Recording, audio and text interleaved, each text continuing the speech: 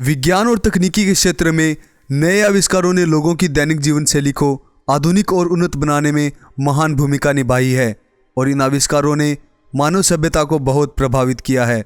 वैज्ञानिक क्रांतियों ने 20वीं सदी में अपनी पूरी गति पकड़ी और 21वीं सदी में यह गति और भी उन्नत हो गई।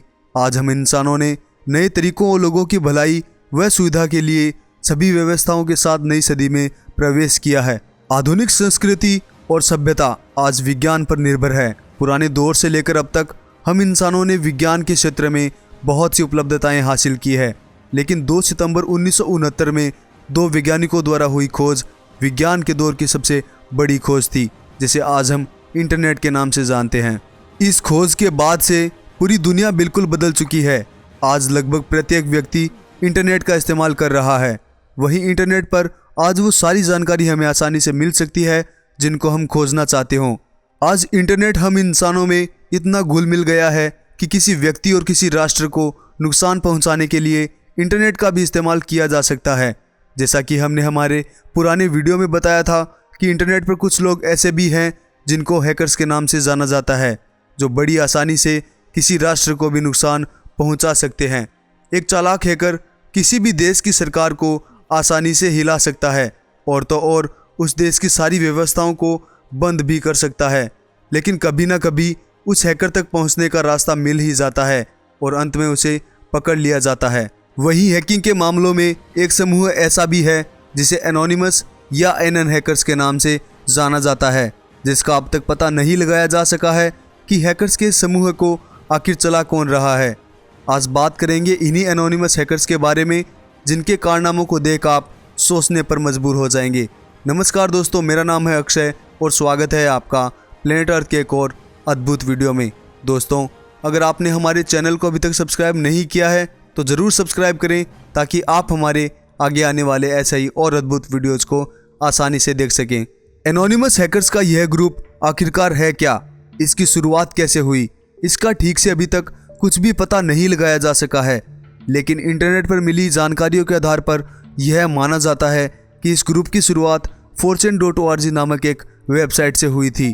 fortune.org एक ऐसी वेबसाइट है जिस पर कोई भी व्यक्ति कैसी भी बात बोल सकता है। ये यूँ कहें, इस वेबसाइट पर कुछ भी बोलने की पूरी स्वतंत्रता है और इस वेबसाइट के यूजर्स की पूरी जानकारी गुप्त रहती है और तो और किसी भी यूजर्स की IP एड्रेस को ट्रेस कर पाना लगभग नामुमकिन है। इसी वेबसाइट पर वर्ष 2005 में एक दिन किसी व्यक्ति ने एक राजनेता की फ़ोटो को अपलोड करते हुए उसका मजाक बनाया, तो अन्य दूसरे यूज़र ने उसको गालियाँ देना शुरू कर दिया और उसको कहा कि तुमको ऐसा फ़ोटो अपलोड नहीं करना चाहिए।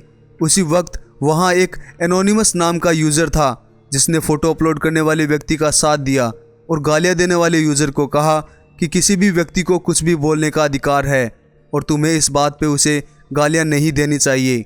जब दूसरा यूज़र नहीं रुका तब चौंकाने वाली बात सामने आई, और वो बात यह थी कि एनोनिमस नाम के उस यूज़र ने महज 5 मिनट में ही गालियाँ निकालने वाले यूज़र की IP एड्रेस, उसका पासवर्ड, उसका मोबाइल नंबर और तो और उसकी जगह का पता भी अपनी यूज़र ID से अपलोड कर दिया और उसके अकाउंट को पूरी तरह से हैक कर लिया।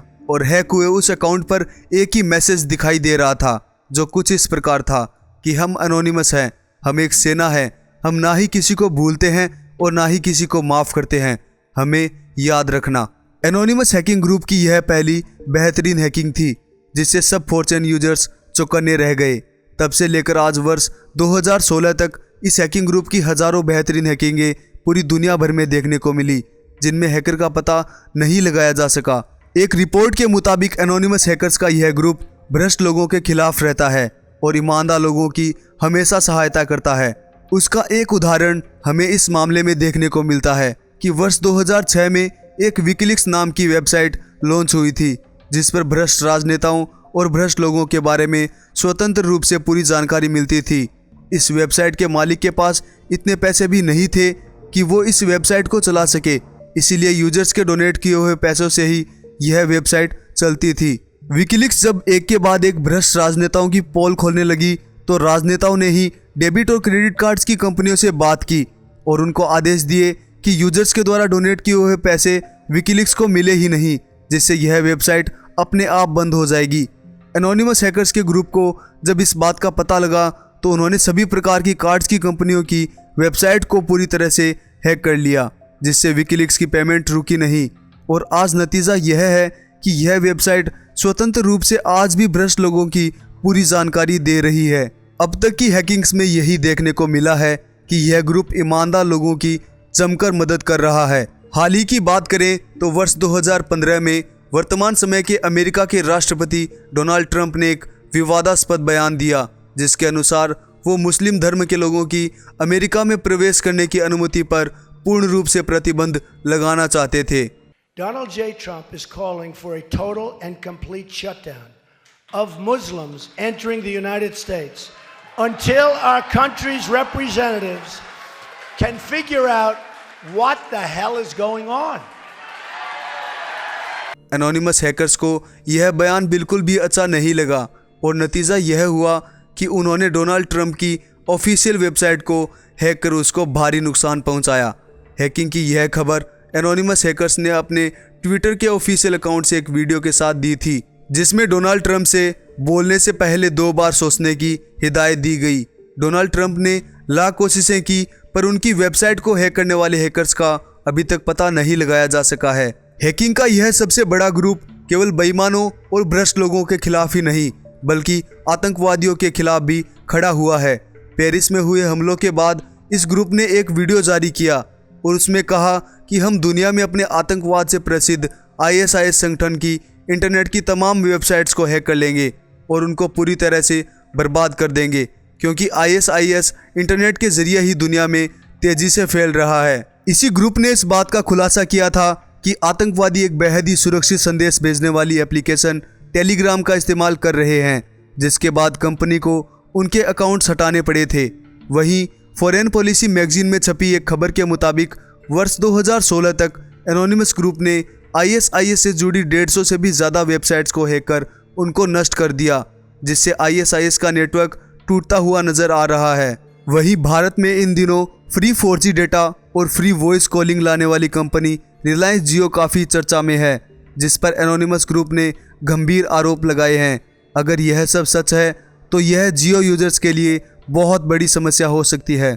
एनोनिमस ग्रुप ने ट्विटर के NN इंडिया नाम के ऑफिशियल अकाउंट के जरिए यह बताने की कोशिश की कि दरअसल कुछ भी फ्री नहीं है, क्योंकि रिलायंस जियो यूजर्स के डेटा और उनकी जानकारियों को विदेश में बेच रहा है, जिससे कंपनी को अच्छा खासा फ़ायदा हो रहा है। अब इसमें कितनी सच्चाई है यह तो आने वाला वक्त ही बताएगा, लेकिन आज तक इस ग्रुप के द्वारा किए गए खुलासों और हैकिंग्स को देखने के बाद इस बात से भी इनकार नहीं किया जा सकता। दोस्तों, अगर आपको हमारा यह वीडियो अच्छा लगा हो तो लाइक, शेयर और कमेंट्स ज़रूर करें। साथ ही ऐसे ही और वीडियोज़ के लिए हमारे चैनल को सब्सक्राइब करना भी ना भूलें। और आपको जिस प्रकार की भी वीडियो चाहिए उनके बारे में आप हमें कमेंट बॉक्स में बता सकते हैं। लौटेंगे जल्द ही नए और अद्भुत वीडियो के साथ। धन्यवाद।